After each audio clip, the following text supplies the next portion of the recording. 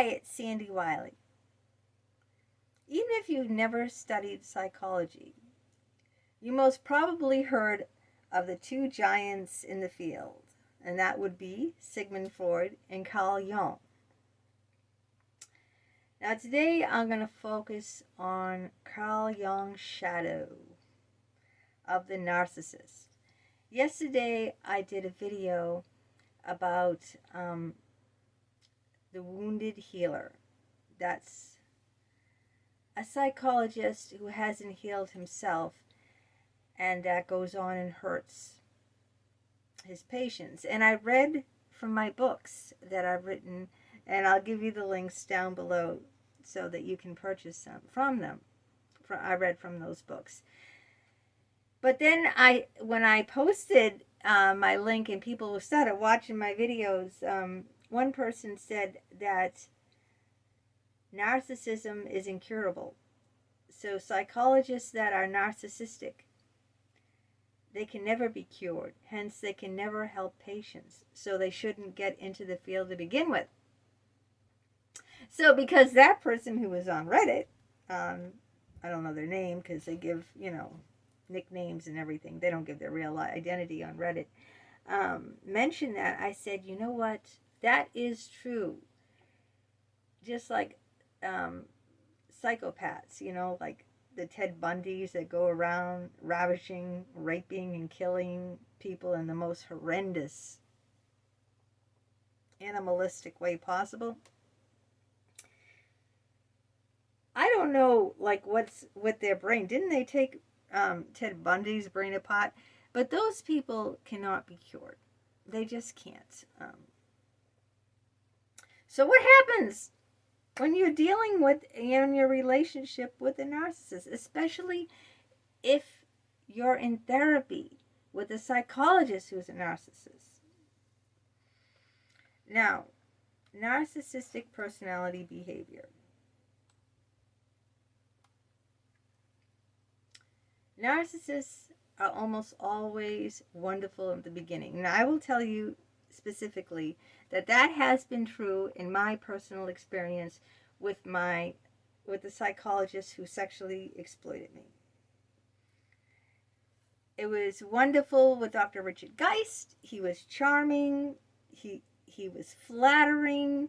He said I was special. He told me, don't worry about the money.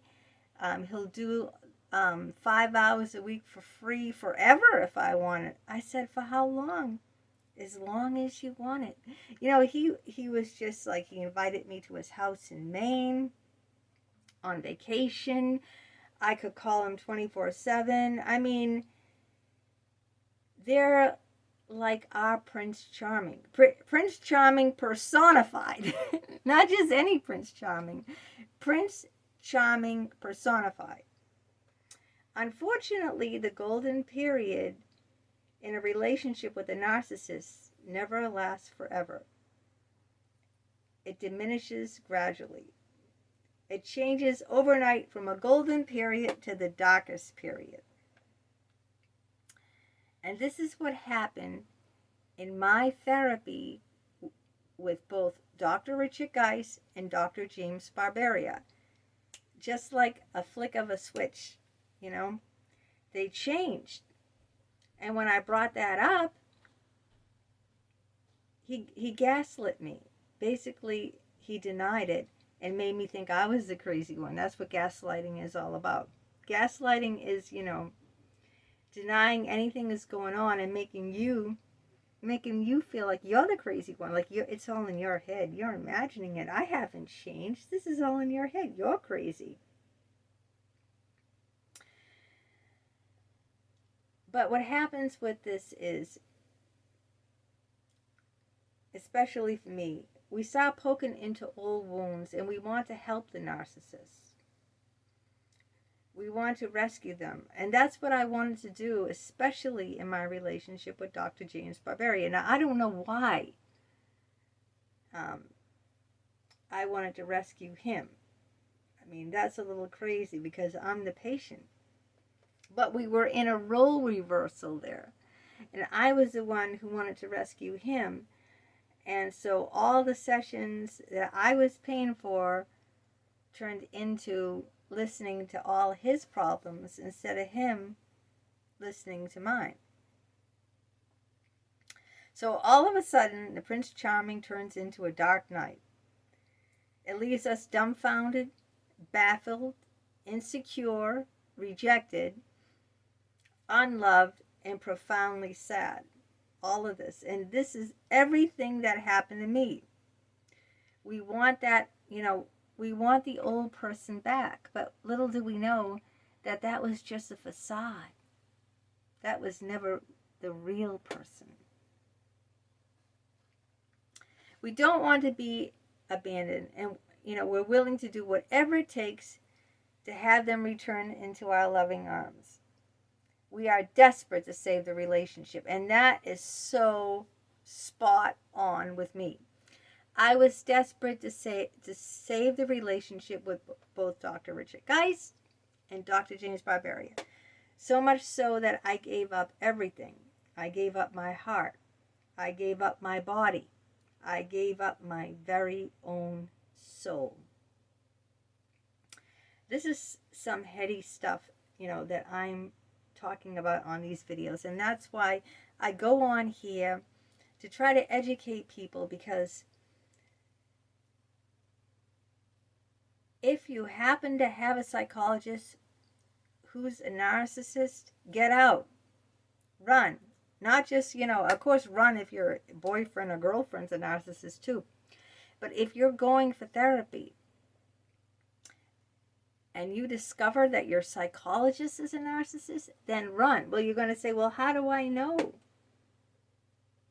that my psychologist is a narcissist? Because they come on very thick in the beginning. Ask yourself, is this too good to be true? This person is like, over the top.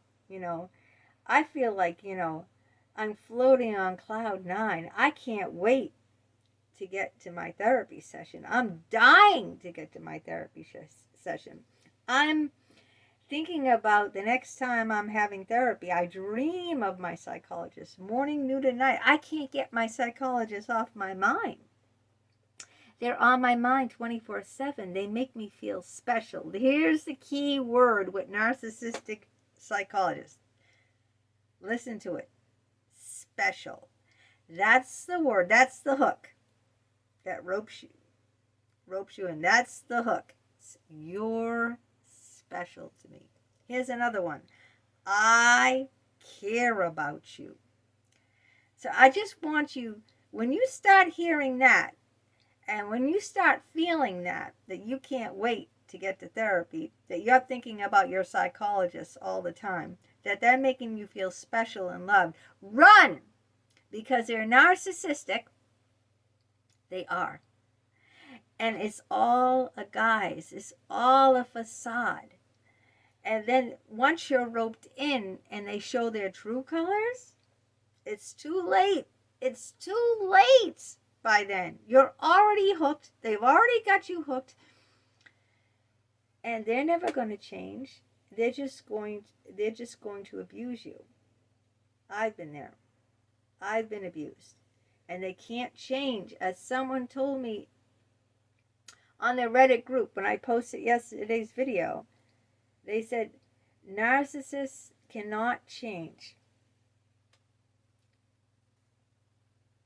There's no way. So they shouldn't be in a healing profession to begin with.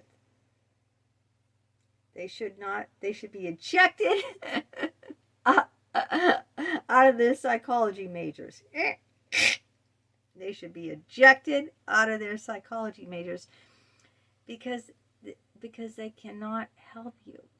So I'm trying to get people to see what they look like ahead of time, because by the time you finally figure out, and it took me many, many, many years to figure this out, that you're dealing with a narcissistic psychologist, you're already hooked and the damage is already done. So the best you can do is try to figure it out in the beginning. Like get those antennas up at the top of your head get them up, and be aware of what they are, because Carl Jung speaks a lot about this, you know. Narcissists act in an unscrupulous manner when trying to protect and defend themselves, and they'll use everything at their disposal to fight back and become vengeful at your expense. And then we enter into a spiral of hate and despair. The responses the narcissist elicits from us are horrible. I will admit, let me tell you that it brought out the borderline in me.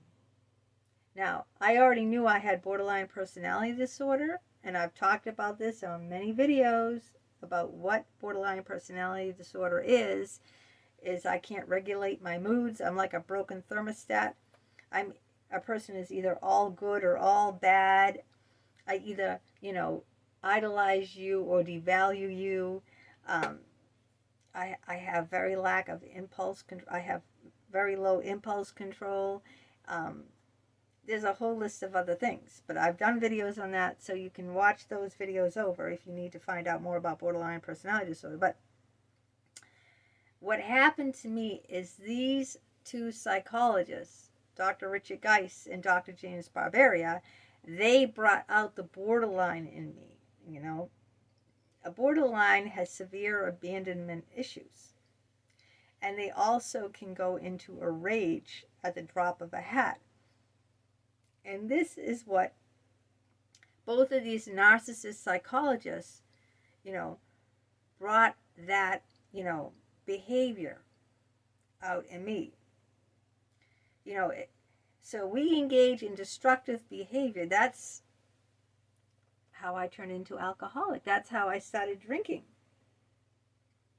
And then we start wondering, what made me do this? This is not me. I've said this like over and over and over again. Like, this is not me. I don't drink vodka at all. Number one, drinking every day. And I started doing this in my 50s. I'm drinking vodka, 4 or 5 drinks every single day. Not because of the rage. And so they re-traumatized me. And this is what narcissistic psychologists do. And so I wanted to make this extra video because I wanted to warn people ahead of time, before they show the true colors, before they harm you, when they're sweet and they caring and they bestow all this free time and love and care on you and tell you how, beautiful, how special you are, all this is when you need to run. But you're thinking, but they're the best thing. They're the, what did I just say? A knight in shining armor personified, okay? And I'm going to say that I got that term out of the Psychology Today's article, okay? On narcissists, it's, let's see, Jung's Shadow in Narcissists. That's the name of the article. It was posted May 31st, 2019. You can look it up yourself. But so I did not quote that, okay? The knight in shining armor personified is taken right out of this Psychology Today's article from May 31st, 2019 on Jung's Shadow in Narcissists. So, but I relate to that in spades because that's exactly what Dr. Richard Geist was. Exactly. He was a knight in shining armor personified. And I put that in the book. And I put that, I didn't say it in those words, but I said he was my knight in shining armor and I was his damsel in distress. Until all of a sudden, I wasn't. Until all of a sudden, he turned cold and callous. And he'd barely give me 10 minutes a week for therapy instead of 5 hours. He'd never return my calls. He'd never return my emails. In a crisis, I'd call him and leave over a dozen messages. Nothing. No call back. when I was with him, he made me feel like dirt beneath his feet. This is the person who invited me to his home in Maine in the summer, who said, "Oh, you don't have to pay me. You can do free therapy as long as you want." See, so I'm trying to get you to recognize the traits of a narcissist, especially one who you're going for therapy for, because I want to like concentrate on that kind of narcissist, the narcissistic psychologist or therapist or analyst, whatever you'd say. I want to concentrate on that because you're going to them for help. They can really mess you up. Like if you have a boyfriend or a girlfriend, of course a narcissistic parent can mess you up too. And I had a narcissistic mother, so he was re-traumatizing me all over again. But like a boyfriend or girlfriend or something like that, you know, they're not responsible for your mental health. They didn't take an oath. They didn't go to medical school. They didn't get a doctorate degree in psychology. You see what I'm saying? You're not entrusting them with your mental health. But with your therapist, your analyst, your psychologist, you are. That's why it's imperative for you to see those signs, to recognize those signs during, you know, when they're the shining armor, when they have the shining armor on. Recognize it then and get out then, even though it seems too good to be true. Like, how could I leave this knight in shining armor? Get out then, because if you don't get out then, it's going to be too late. So please recognize that if something is too good to be true, it usually always is, number one. Number two, be careful what you wish for. You just might get it. Because what you think you want in the end could end up destroying your life. Trust me, I've been there. Read my books. Okay? So, and read the article on Psychology Today. They have great articles.